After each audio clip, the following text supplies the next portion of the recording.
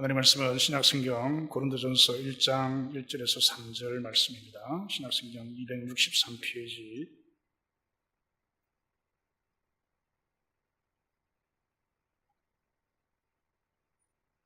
고린도전서 1장 1절에서 3절까지 말씀을 제가 봉독해 드립니다.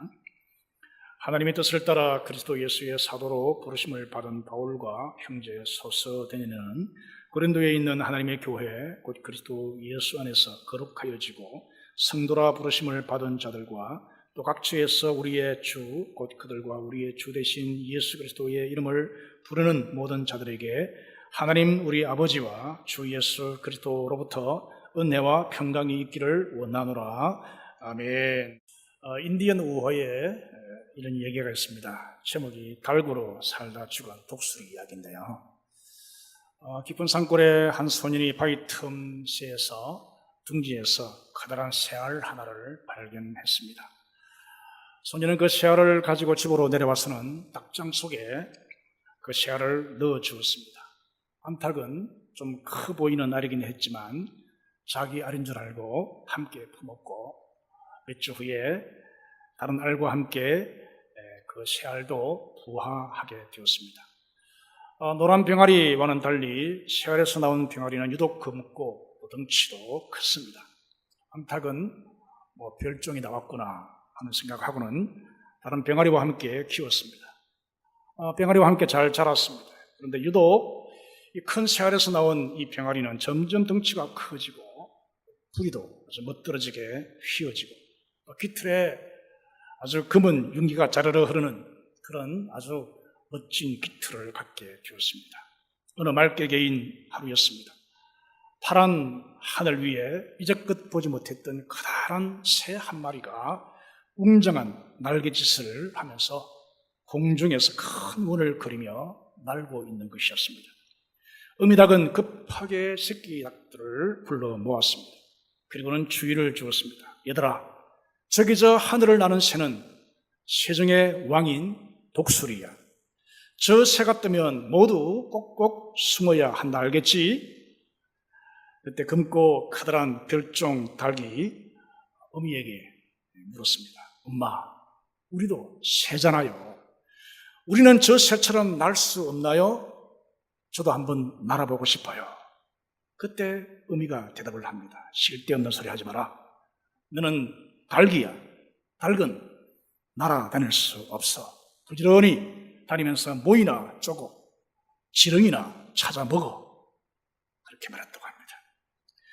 검은 날개와 멋진 부리를 가진 커다란 닭은 그렇지 나는 닭이야 하면서 닭으로서의 삶을 살아갔다고 합니다.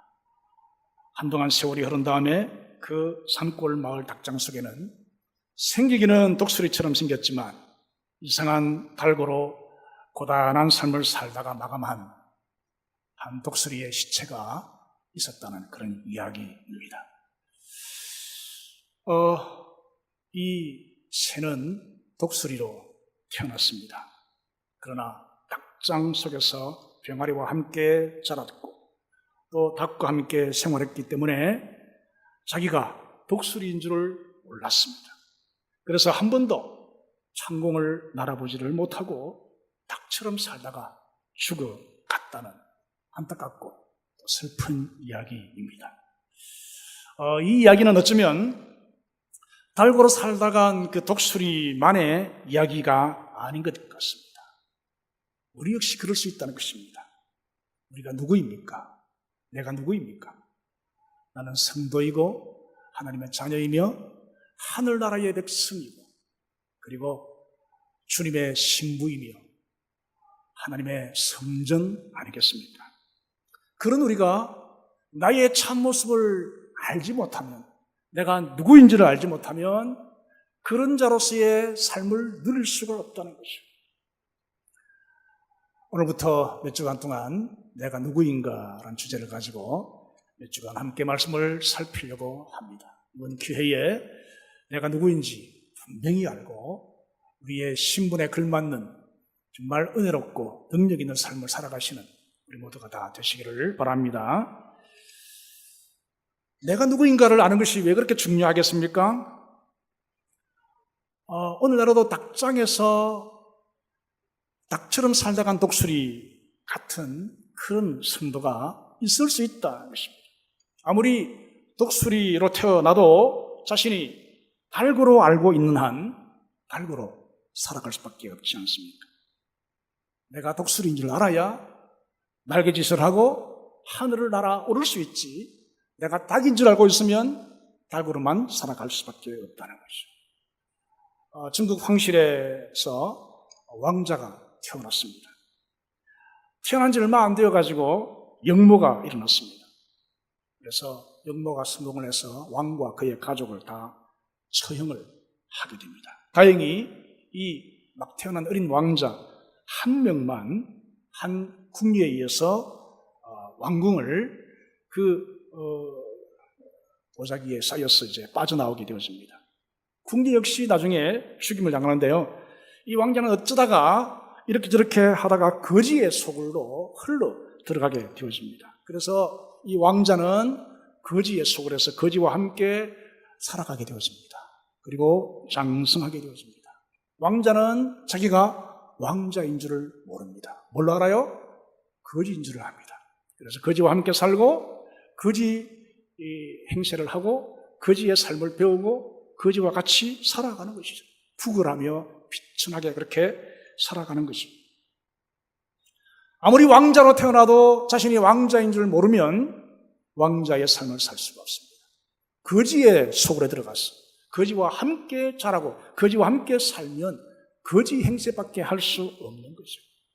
얼마나 내가 누구인지 아는 것이 중요한지 다시 한번 보게 되어집니다. 저는 여러분 아시듯이 시골 산골에서 자랐습니다. 제가 예수 믿게 된 것은 초등학교 한 4학년으로 기억이 나는데요. 초등학교 6학년 때부터 11시 이 장년 예배에 참석해서 함께 예배를 드렸습니다. 시골이기 때문에 교회가 그렇게 크지 않았고 시골의 어르신들은 농사일에 바쁩니다. 특히 농번기가 되어지면 얼마나 바쁘고 얼마나 피곤하고 고단한지 주일 아침에 이제 예배에 참석하면 많은 분들이 좁니다. 피곤하니까요. 그래서 목사님께서 이제 설교를 시작하시면 언제나 이 나무로 된 이 강당을 이 손바닥으로 두드리면서 그리고 또 종을 막 치면서 그렇게 설교를 하세요. 왜 그러죠? 좋으니까 막 깨우면서. 그러면서 목사님의 그 눈에 교인들의 삶이 마음에 안 들었어요. 그래서 목사님의 설교는 거의 책망조였습니다. 말씀대로 순종하지 못한다, 바르게 살지 못한다, 역할과 사명을 감당하지 못한다면서 늘 책망조의 말씀들을 많이 하셨어요.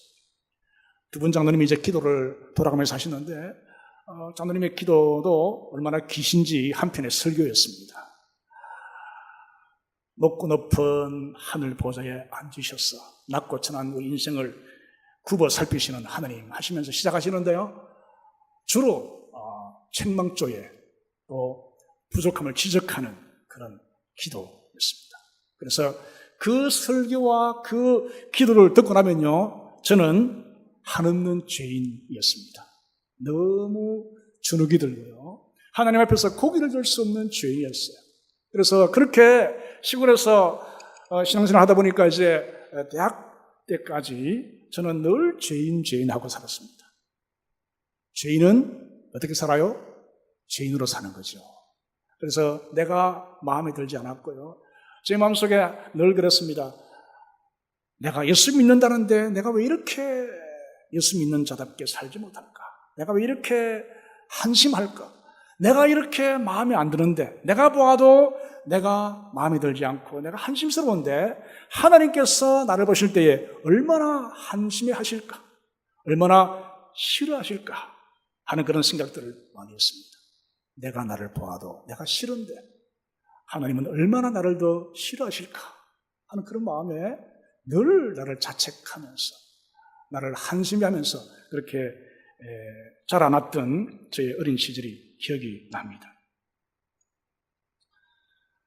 혹 오늘 이 자리에 참석하신 분들 중에서 저와 같은 생각, 저와 같은 마음을 갖고 이 자리에 참석하고 있지는 않습니까? 나는 하나님 앞에서 늘 죄인이다. 나는 별로 한 일이 없고 하나님 앞에 고개를 들 수 없는 그런 부족한 인생입니다. 내가 나를 보아도 마음에 들지 않고 내가 싫은데 하나님이 얼마나 나를 싫어하실까? 혹 그런 마음으로 참여하고 있지 않습니까? 오늘 스스로에게 한번 질문을 던져보십시오. 나는 누구인가 하는 질문이에요. 지금 나는 어떤 상태에 있는가 하는 질문입니다. 나는 나 자신에 대해서 어떻게 생각하고 있는가 하는 그런 질문입니다. 많은 성도들이 자신의 삶을 통해서, 자신의 행위를 통해서, 자신의 섬김과 봉사를 통해서 하나님을 기쁘시게 해드리지 못하고 있는 것 때문에 자책을 하죠. 내 삶을 통해서 하나님을 기쁘시게 해드리지 못하고 있다. 그것 때문에 자책을 하는 경우들이 많습니다. 그런데요, 사실은 하나님께서는 우리가 뭘 어떻게 얼마나 열심히, 얼마나 잘, 얼마나 헌신적으로 봉사하고 섬기고 사느냐, 그것 때문에도 기뻐하시지만 하나님께서 정말 기뻐하시는 게 뭔지 아십니까? 하나님께서 정말 기뻐하시는 것은요, 우리가 구원받은 하나님의 자녀란 사실, 그것만으로도, 그것 자체로 하나님의 기쁨인 줄 아시기 바랍니다. 내가 하나님의 자녀가 되었다는 것, 내가 구원받아 죄 사함받고 하나님의 은혜로 영생을 얻은 하나님의 자녀로 살고 있다는 그 자체만으로 하나님은 기뻐하신다는 것입니다. 이렇게 말씀하시죠. 우리를 인하여, 나를 인하여 기쁨을 이기지 못하여 하신다. 그게 하나님의 마음이에요. 그래서 내가 하나님을 기쁘시게 해드리지 못하는 것 때문에 자책하지 마시고, 내가 구원받은 성도란 이 자체만으로 하나님께 기쁨이 되고 있다는 것 때문에 감사하십시오. 제가 이래봬도 할아버지 아니겠습니까? 손자가 둘 있습니다.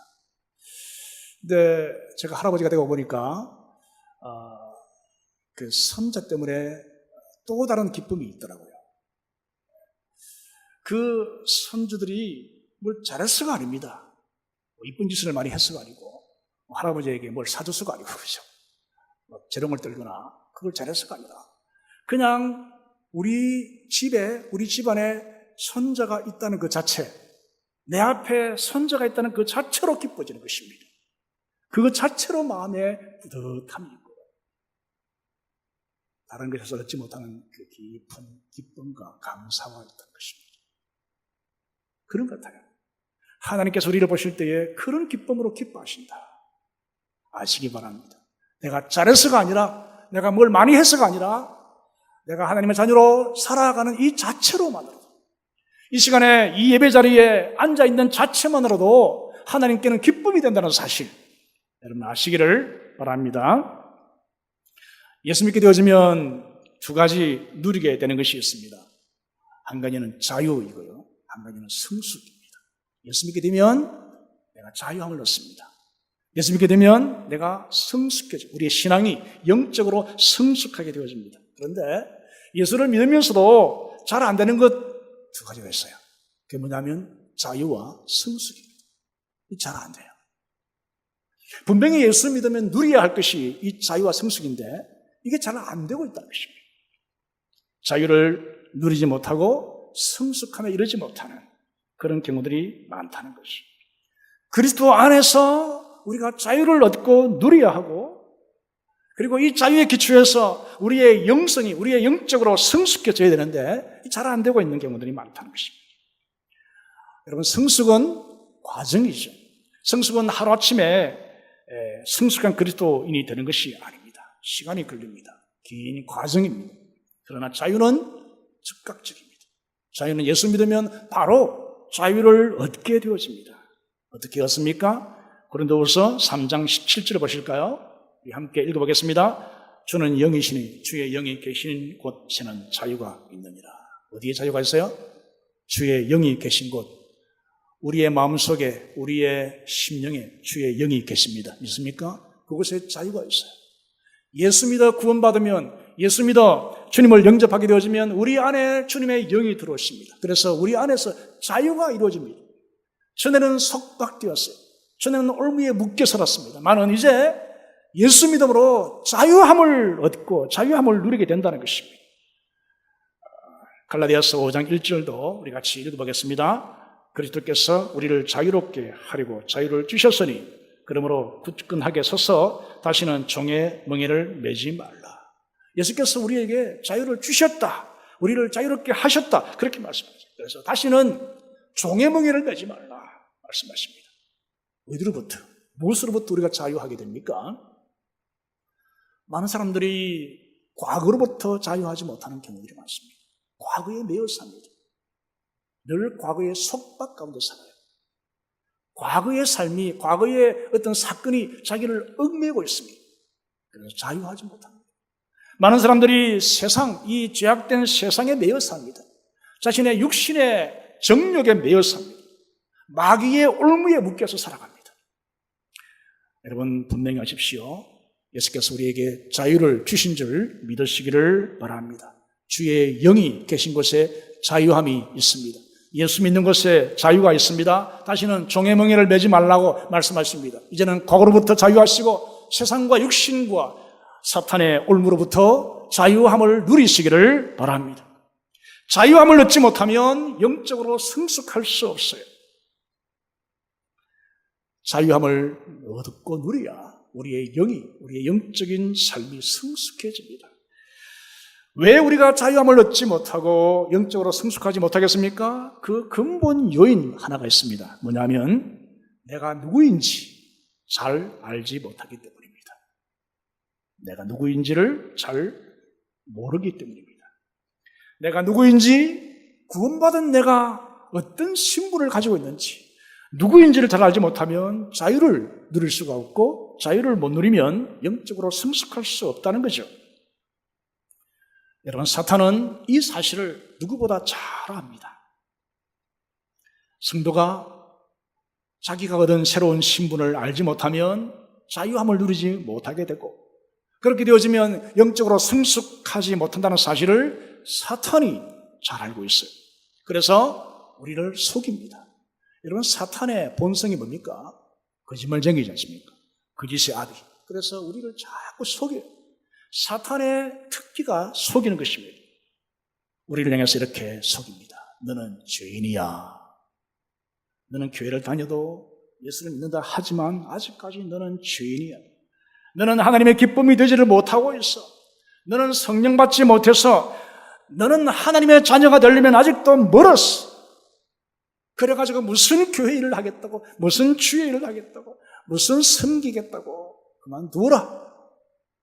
이 죄인아, 이렇게 말하죠. 뭐라고요? 우리를 속이는 거짓말쟁이의 거짓입니다. 우리를 속이는 것입니다. 여러분, 그리스도 안에서 오늘 자유함을 누리게 되시기를 바랍니다. 그래서 성숙한 그리스도인이 되게 되시기를 바랍니다. 그를 위해서는 그 첫걸음이 뭐냐면, 첫걸음이 내가 누구인지를 아는 것입니다. 내가 누구인지를 분명히 확신하는 것입니다.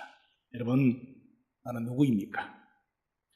이 질문은요, 무엇을 묻는 질문인지 잘 파악하셔야 됩니다. 내가 누구인가? 나는 누구인가? 이 질문은 세상에서의 어떤 신분이나 업적을 묻는 그런 질문이 아닙니다. 우리는 자기를 다른 사람에게 소개하거나 다른 사람을 또 소개할 때에 주로 뭘 소개하죠? 이름을 말하고 또 외모를 이야기하고 학벌이나 또 신분, 업적 이런 것을 이야기하죠. 저는 김인수라고 합니다. 저는 고신대학교 신학과를 우수한 성적으로 졸업한 친구와 함께 졸업했습니다. 이렇게 저는 어느 회사에 중직이고 이런 일을 하고 있고 이렇게 자기를 소개하지 않습니까? 이렇게 자신의 어떤 학벌, 신분, 업적 이런 걸 소개합니다. 대개 사람들은 이런 것을 가지고 사람을 평가하려고 하죠. 학벌이나 신분, 또 재물, 업적 이것이 인생의 성공 여부를 결정짓는다 그렇게 봅니다. 그리고 그런 세속적인 성공이 곧 행복이라고 연결되어진다. 그런 공식을 가지고 있다는 것입니다. 그래서 이런 것들을 얻기 위해서 모든 것을 걸죠. 모든 것을 투자하죠. 자신의 성공을 위해서, 신분의 상승과 재물과 업적을 위해서 자신의 모든 것을 투자하고 걸지 않습니까?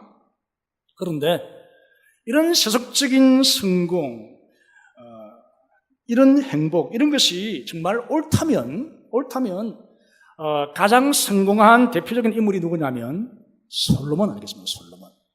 솔로몬은 왕이었고요. 얼마나 높은 지위와 권세를 가지고 누렸습니까? 부귀영화를 누구보다 많이 누렸던 왕이 솔로몬이었습니다. 처와 첩이 천명이지 않습니까? 거기다가 지혜까지 가지고 있습니다. 세상의 모든 것을 다 누리고 살았던, 정말 어쩌면 세상적으로 성공한, 그리고 행복할 수 있는 모든 조건을 다 갖춘 그런 인물이라 볼 수 있겠습니다. 그런데 그렇게 가장 성공한 인물일 것처럼 보였던 솔로몬이 그가 가지고 누렸던 모든 것에 대해서 어떤 해석을 하고 있는지 우리가 볼 필요가 있습니다. 전도서 1장 2절에 어떻게 해석합니까? 우리 함께 읽습니다. 전도자가 이르되 헛되고 헛되며 헛되고 헛되니 모든 것이 헛되도다. 모든 것이 어떻다고요? 이게 솔로몬의 고백입니다. 모든 것을 다 가지고 모든 걸 다 누려 보았던 솔로몬이 그 모든 것이 헛되도다. 그렇게 해석하고 결론 짓고 있습니다. 여러분, 나는 누구인가? 라는 질문은 이런 세상 속에서의 세상적인 신분, 업적 이런 것을 묻는 질문이 아닙니다. 또 나는 누구인가? 라는 질문은요, 자신의 행동이나 자신의 삶의 모습을 묻는 그런 질문도 아닙니다. 어떻게 살고 있느냐? 어떤 행실을 갖고 있느냐? 이런 질문이 아니에요.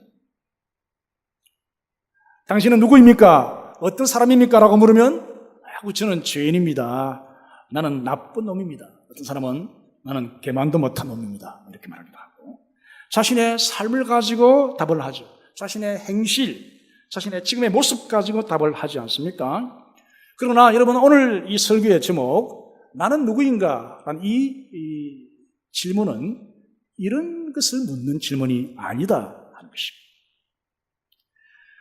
많은 성도들이 자신의 가치를 모르기 때문에 영적으로 성숙하지 못하고 있는 경우들이 많습니다. 그 중요한 이유가 이런 것들을 가지고, 이런 세상적이고 또 성공적인 이런 세속적인 성공을 가지고 자신을 평가하려고 하기 때문에 자신의 가치를 모르고 성숙하지를 못합니다. 자신의 행위, 자신의 삶을 가지고 선하지 못하고 어렵지 못하고 경건지 못하다. 그래서 나는 죄인이고 내 인생은 실패한 인생이고 그래서 앞으로 살아가야 할 별 가치가 없는 인생이다. 그렇게 자신을 평가해버리기 때문에 성숙하지를 못하는 것입니다. 여러분, 우리의 삶에도 때로 실패를 경험하죠. 많은 경우에 잘 안 되지 않습니까? 실패하지 않습니까? 그래서 자신을 실패자로 봅니다. 그 결과 계속해서 실패하는 삶을 살게 되는 것입니다.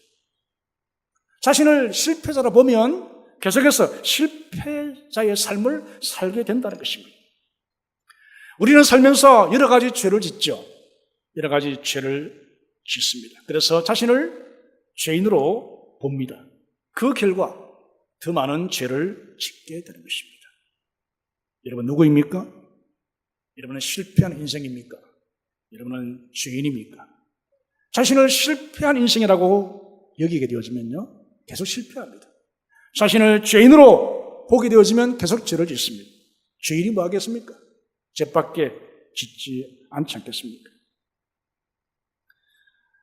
이제 그리스도 안에서 새로운 신분이 어떤지를 보시겠습니다. 나는 누구인가? 이 질문의 핵심은요, 그리스도 안에서 우리에게 주어진 신분이 뭔지를 묻는 그런 질문입니다.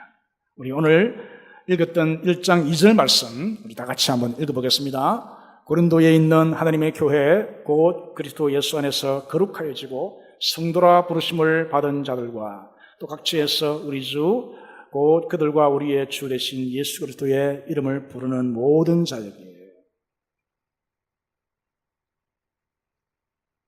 사도 바울이 고린도 교회를 향해서 이 편지를 쓰고 있습니다. 서론적인 부분인데요, 고린도에 있는 교회를 지칭하면서 이렇게 그들을 부르고 있습니다. 그리스도 예수 안에서 거룩하여지고 성도라 부르심을 받은 자들. 이 성도라 부르심을 받은 자들이란 이 문장에 킹 제임스 버전의 그 번역을 보니까 이렇게 되어 있습니다. Call to be saints. saints가 뭐죠? 성자들, 성도를 saints라고 번역했습니다. 성자들로 불렀다는 것입니다. 여러분, 고린도 교회가 어떤 교회입니까? 고린도 교회는 신약에 언급되어진 여러 교회들 가운데 가장 질이 안 좋은 그런 교회였습니다. 가장 문제가 많은 교회였어요. 고린도 교회에 어떤 문제가 있었습니까? 예를 들면 고린도 교회는요, 여러 파벌이 많이 나누어졌던 그런 교회였습니다. 바울파, 아볼로파, 게바파, 나는 그리스도파, 그렇게 여러 파벌로 나누어져 가지고 교회가 하나가 되지는 못했어요. 여러분, 교회의 가장 힘든 문제가 하나가 되지 않는 이것 아니겠습니까? 교회가 하나가 안 되면 교회 성장이 있을 수 없어요. 교회가 힘들어집니다. 나누어지게 되어집니다. 고린도 교회가 여러 파벌로 나누었던 그런 교회였어요. 그리고 고린도 교회는요, 우상 숭배와 또 교인들 간의 이 고소 문제로 시험든 그런 교회였습니다. 또 교회 안의 음행 문제 때문에 더럽혀진 그런 교회였고요. 고린도시 자체가 우상과 음행이 가득한 그런 도시였어요. 해상무역이 왕성했던 도시고요. 상업도시, 교통의 중심지였습니다. 대개 이제 상업도시며 또 해상을 끼고 있는 그런 해안도시며 또 재물이 많은 그런 도시면 향락이 많죠. 즐기는 그런 제약들이 많습니다. 그래서 고린도 교회가 그런 영향을 받아가지고 여러 가지 제약들이 많았어요. 그런데 그런 문제 많은, 그런 더럽혀져 있는, 그런 시험든 그런 고린도 교회를 향해서 사도 바울께서 그 교회를 향해서 하신 말씀이 그리스도 예수 안에서 거룩하여지고 성도라, 성자들이라 부르심을 받은 자들이라고 부르고 있다는 것입니다. 아니, 어떻게 고린도 교회 교인들을 가리켜서 성자라고 할 수 있겠습니까? 그들이 왜 성도입니까? 다른 교회면 모르겠는데 왜 고린도 교회, 그렇게 문제 많은 교회가 왜 성도입니까? 그럴 수 있습니까? 이렇게 의문을 품을 수 있습니다. 그러나 분명히 바울은 부릅니다. 너희는 거룩하다고 부름받은 성도들이다, 성자들이다 라고 그들을 부르고 있다는 사실입니다. 핵심은 그들의 행실이 아니라 그리스도 안에서란 이 단어입니다. 너희들의 행실이 거룩해서가 아닙니다. 그 고린도 교회에 문제가 없어서가 아닙니다. 그 고린도 교회 성도들이 어디에 있다고요? 그리스도 안에 있다는 것입니다. 여기에 핵심이 있습니다. 사도 바울이 반복해서 말씀하고 있는 이 용어가 그리스도 안에서란 단어지 않습니까? 그리스도 안에서 거룩해졌다는 것입니다. 그리스도 안에서 성도가 되었다는 것입니다.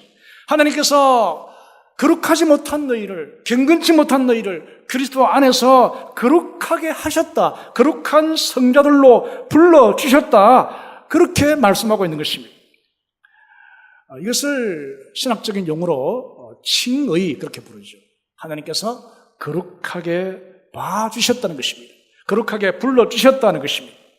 로마서 5장 1절에 그 칭의의 교리를 이렇게 말씀하고 있습니다. 우리 함께 읽어보겠습니다. 그러므로 우리가 믿음으로 어렵다 하심을 받았으니 우리 주 예수 그리스도로 말미암아 하나님과 화평을 누리자.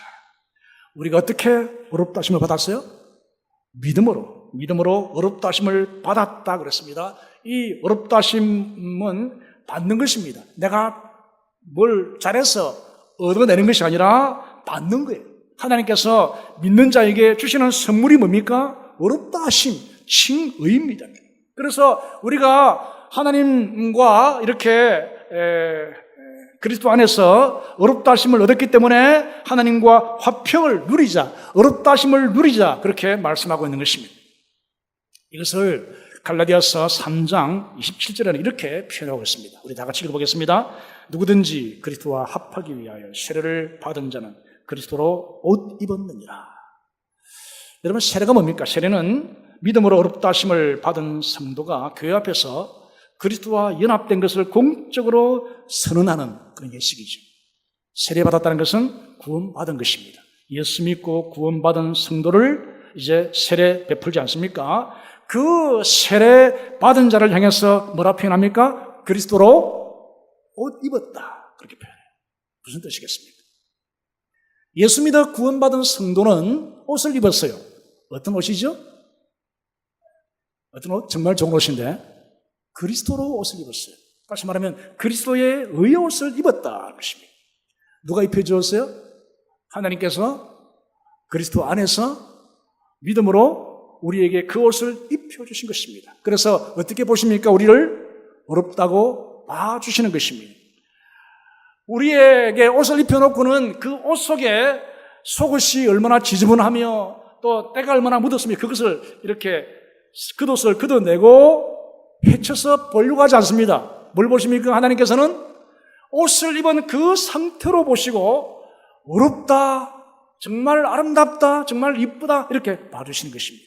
여러분 자녀나 혹은 손자 손녀에게 이제 새 옷을 사서 입혀 주었습니다. 어떻게 합니까?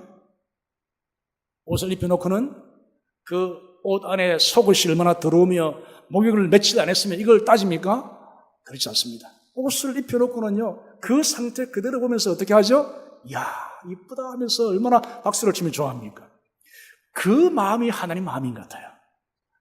우리의 모습, 우리의 내면, 우리의 삶은 아직도 부족하고 아직도 온전치 못합니다. 하나님 보시기에 옳지 못한 게 많아요. 그런데 하나님께서 그런 우리가 예수 믿게 되어지면 어떤 옷을 입힌다고요? 그리스도의 옷을 입혀줘요. 의의 옷을 입혀주십니다. 그리고 그것을 입혀놓으시고는 이제 너는 어렵다라고 인정하시고 기뻐하시고 좋아하시는 것입니다. 그것이 하나님의 마음이에요. 우리의 행실, 우리의 삶의 내용과 관계없습니다. 우리의 마음 상태와 관계없어요. 예수 믿고 구원받으면, 세례받으면 이제 하나님의 은혜로 그리스도의 의옷을 입은 자가 되는 것입니다. 의옷을 입은 상태로 하나님께서 봐주시는 것입니다. 그래서 어렵다고, 의인이라고 우리를 칭해주시고 인정해 주는 것입니다. 이것이 칭의의 교리입니다. 흔히 이 구원 영생을 죽어서 천국 가는 것만으로 이해하는 경우들이 있습니다. 죽어서 천국 가는 것은요, 그것은 구원의 한 결과예요. 구원의 한 결과입니다. 구원은 미래에 얻게 되는 것이라기보다는 현재적인 변화가 구원입니다. 예수 믿음으로 지금 변화되어지는 것입니다. 이것은 그리스도를 영접했을 때에 일어나는 새 생명의 역사이고 우리의 신분의 변화입니다. 그래서 영생은 죽을 때 얻는 것이 아닙니다. 영생은 믿음으로 그리스도 안에 있기 때문에 지금 그 영생을 소유하고 있는 것입니다. 믿습니까? 예수 믿습니까? 이제 영생을 얻으신 줄 아시기 바랍니다. 구원을 이미 받았습니다. 하나님의 은혜로 어렵다 하심을 얻었습니다. 의옷을 입었습니다. 하나님께서 우리를 어렵다고 봐주시는 것입니다.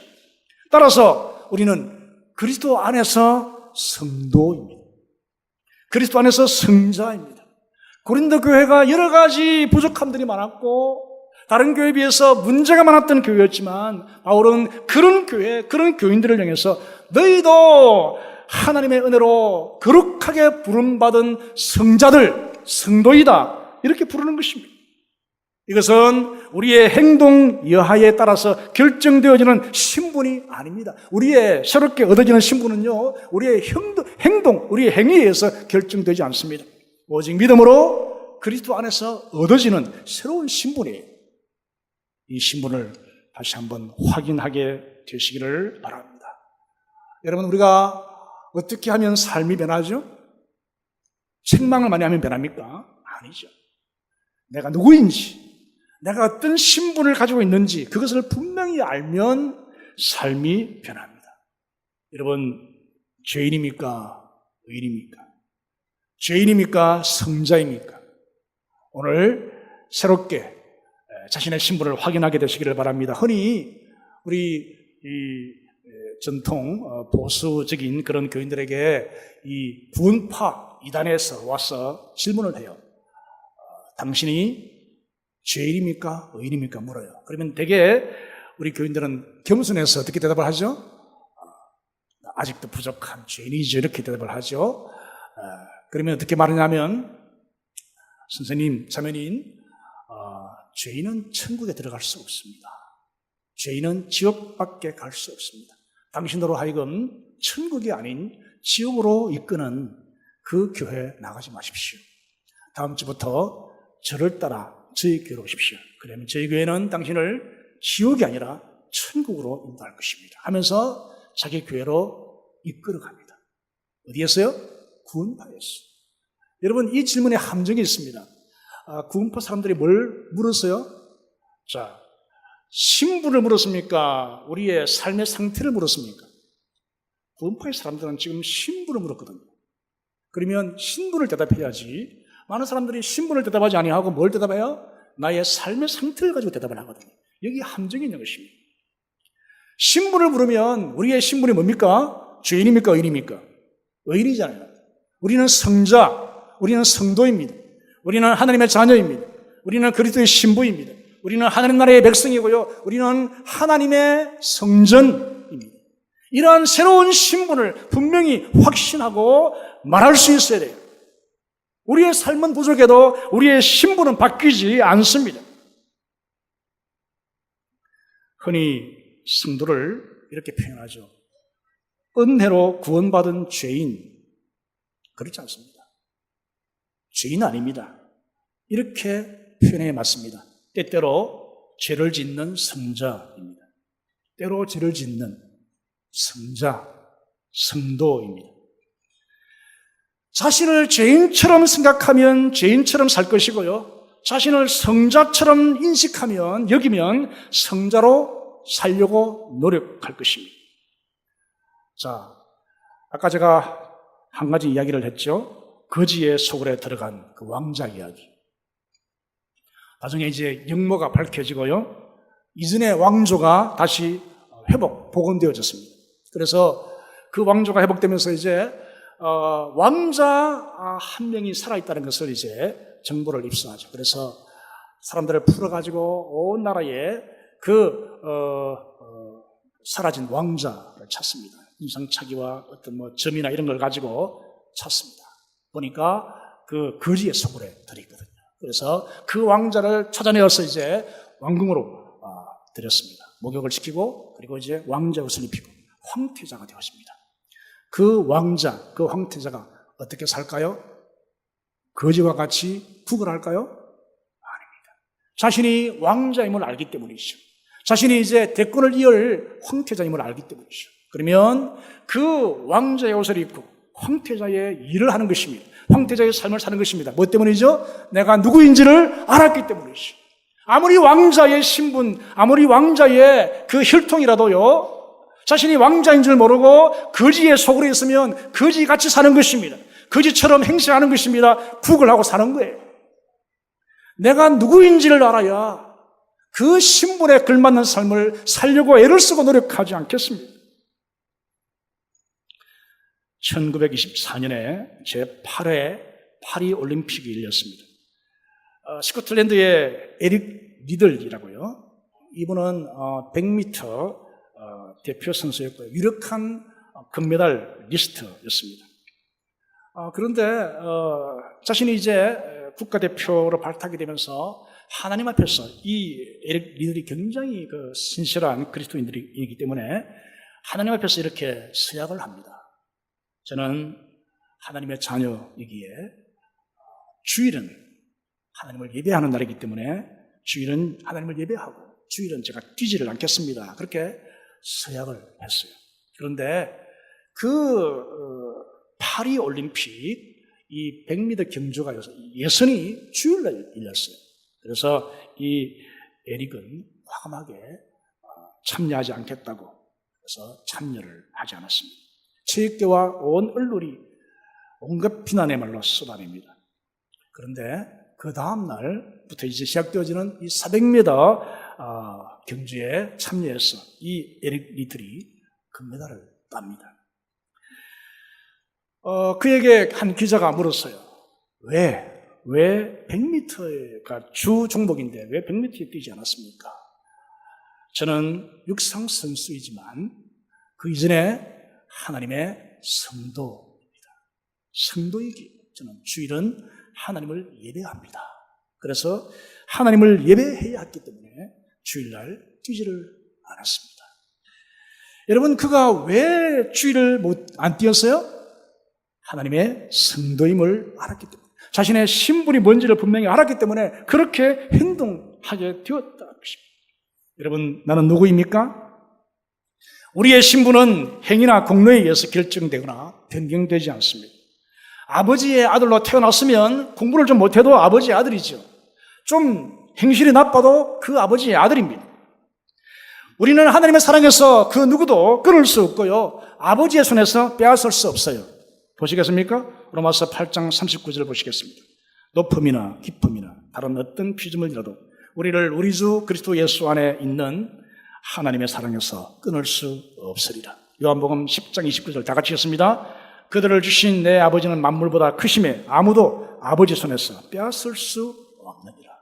우리의 믿음이 분명하기 때문에 하나님의 사랑에서 끊을 수 없고 아버지의 손에서 빼앗을 수 없습니다.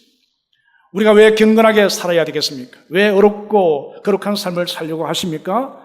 구원받기 위해서입니까? 성도가 되기 위해서입니까? 그렇지 않습니다. 그리스도 예수 안에서 거룩하여지고 성도라 부르심을 받은 자들이기 때문에 그렇습니다. 오늘 마귀의 미혹을 물리치시기 바랍니다. 우리를 미혹하였어, 우리를 속였어, 아직도 죄인이라고, 아직도 멀었다고, 아직도 하나님의 자녀가 되려면 힘들다고 그렇게 말하는 마귀의 미혹에 여러분 넘어가지 마시고 하나님의 백성, 하나님의 성도, 하나님의 자녀임을 분명히 알고 이제 자유함을 누리고 그리고 성숙한 삶을 살아가시는 우리 모두가 되시기를 주님의 이름으로 축원합니다.